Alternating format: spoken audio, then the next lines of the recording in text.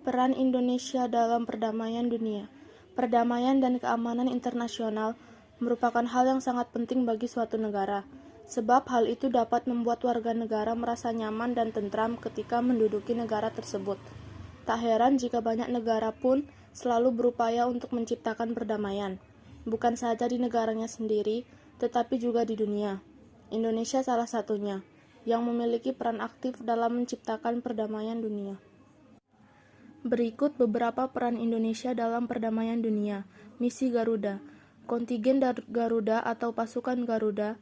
Pasukan ini terdiri dari Tentara Nasional Indonesia TNI dan Polri yang ditugaskan sebagai pasukan perdamaian di negara lain. Ide awalnya muncul pasukan ini karena adanya konflik di Timur Tengah pada 26 Juli 1956. Saat itu, Inggris, Prancis, dan Israel melancarkan serangan gabungan terhadap Mesir, sehingga menimbulkan perdebatan di antara negara-negara lainnya. Dalam sidang umum PBB, Menteri Luar Negeri Kanada Lester B. Pearson mengusulkan agar dibentuk pemelihara perdamaian di Timur Tengah. Usul ini disetujui, dan pada tanggal 5 November 1956, Sekretaris Jenderal PBB membentuk United Nations Emergency Force atau UNEF. Indonesia pun menyatakan kesediaannya untuk bergabung dalam UNEF dengan mengirimkan misi Garuda 1 sampai misi Garuda XXFI C2.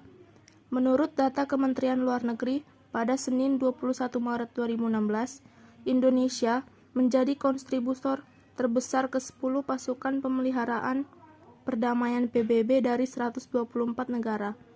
Saat ini, pemerintah Indonesia telah menugaskan 2.843 personel TNI dan Polri yang bertugas di 10 misi pemeliharaan perdamaian PBB.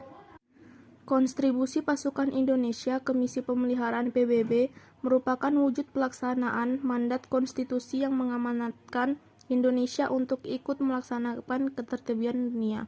Selain itu, pengiriman pasukan ini sebagai sarana peningkatan kapasitas dan profesionalisme personel TNI.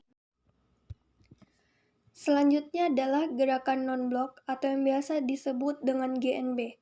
Setelah Perang Dunia Kedua, muncul dua kubu dari dua negara adidaya, Amerika dengan haluan liberalis kapitalis dan Uni Soviet dengan aliran sosialis komunis. Banyak negara yang tidak ingin bergabung dalam dua ideologi ini, akhirnya membuat gerakan non-blok. Untuk merealisasikan beberapa poin dalam Dasar-Sila Bandung yang menyangkut kesejahteraan suatu negara, pada tanggal 1-6 September 1961 diadakan konferensi tingkat tinggi atau KTT di Beograd, Yugoslavia. Dalam KTT di Beograd inilah didirikan GNB yang diprakarsai oleh 5 negara, yaitu Indonesia, India, Yugoslavia, Ghana, dan Mesir. Beberapa tujuan dari pembentukan gerakan non-blok antara lain: 1. Memelihara perdamaian dan keamanan internasional. 2. Mengusahakan tercapainya pelucutan senjata secara umum dan menyeluruh di bawah pengawasan internasional efektif. 3. Mengusahakan agar PBB berfungsi secara efektif. 4. Mengusahakan terwujudnya tata ekonomi dunia baru. 5. Mengusahakan kerjasama di segala bidang dalam rangka mewujudkan pembangunan ekonomi dan sosial. Tujuan dari GNB juga tercantum dalam Deklarasi Havana tahun 1979, yaitu untuk menjamin kemerdekaan, kedaulatan, integritas teritorial, dan keamanan dari negara-negara non-blok dalam perjuangan mereka menentang imperialisme, kolonialisme, apartheid, Zionisme, rasisme, dan segala bentuk intervensi. Selain sebagai negara pelopor berdirinya GNB, Indonesia memiliki peran yang cukup besar dalam organisasi tersebut, di antaranya 1. Sebagai salah satu negara penggagas KAA yang merupakan cikal bakal digagasnya gerakan non-blok. Yang kedua, sebagai salah satu negara pengundang pada KTT GNB yang pertama.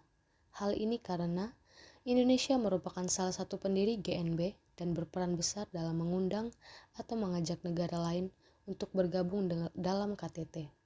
Yang ketiga, menjadi ketua dan penyelenggara KTT GNB yang ke-10 yang berlangsung pada 1-7 September 1992 di Jakarta dan Bogor. Indonesia turut pula menjadi perintis dibukanya kembali dialog utara hingga selatan, yaitu dialog untuk memperkuat hubungan antara negara berkembang atau selatan dan negara maju atau utara. Hingga 2016, KTT GNB telah diadakan sebanyak 17 kali dan pada 2012 telah memiliki 120 negara anggota. Deklarasi Juanda. Nilai-nilai positif peran Indonesia dalam perdamaian dunia. Berikut beberapa nilai positif peran Indonesia dalam perdamaian dunia. Yang pertama, cinta damai. Cinta damai mengandung makna perasaan suka terhadap situasi dan kondisi yang aman, tentram, tanpa adanya permusuhan. Kedua, kerjasama. Hubungan internasional yang terjalin antar negara di dunia mengandung adanya nilai kerjasama. Kerjasama memiliki makna sebagai suatu kegiatan yang dilakukan oleh lebih dari satu pihak untuk mencapai tujuan bersama. Yang ketiga, toleran. Sikap toleran atau toleransi menjadi bagian dari pengembangan nilai karakter bangsa berlandasan budaya. Toleransi adalah perilaku yang mencerminkan penghargaan terhadap perbedaan agama, aliran, kepercayaan, suku, adat, bahasa, etnik, pendapat, serta aspek-aspek lain yang berbeda dengan dirinya secara sadar dan terbuka, serta dapat hidup tenang dalam perbedaan.